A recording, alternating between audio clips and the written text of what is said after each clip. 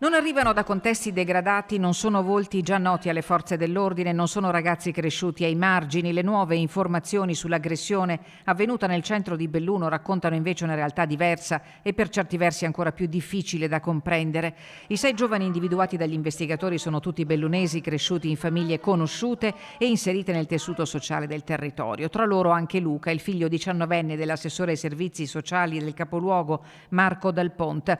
Una vicenda che scuote la città non solo per la brutalità del pestaggio ai danni di un cittadino egiziano, 46 anni, che solo per un caso non ha riportato lesioni gravi, ma anche per il profilo dei presunti responsabili. Secondo quanto emerso dalle indagini, il gruppo avrebbe agito in superiorità numerica contro un uomo solo, un'aggressione ripresa con un telefono cellulare poi fatta circolare attraverso le chat, trasformando la violenza in uno spettacolo da condividere. Sono immagini terribili che non avrei mai voluto vedere.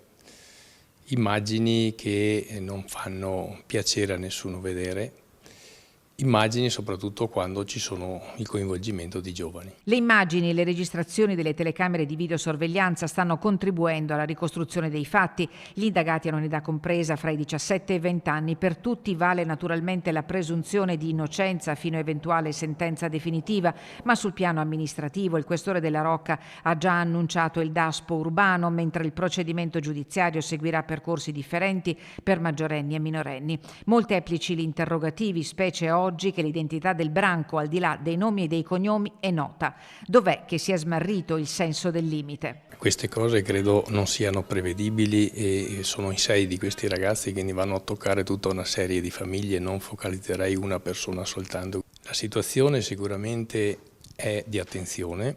La città comunque, posso dire, è una città sicura. Come amministrazione comunque abbiamo in atto tra tavoli e progetti più di una ventina di progetti che vanno a toccare queste tematiche e l'ultima è molto efficace. Noi ci stiamo mettendo tutto quello che possiamo fare in sinergia anche con le altre forze dell'ordine. Ma la città, che ora attende le risposte della magistratura, è chiamata anche a riflettere su un disagio che non arriva necessariamente da lontano, perché questa volta il branco, secondo gli accertamenti, aveva il volto di casa. I processi si fanno in tribunale, non è che si facciano sui giornali o sui social.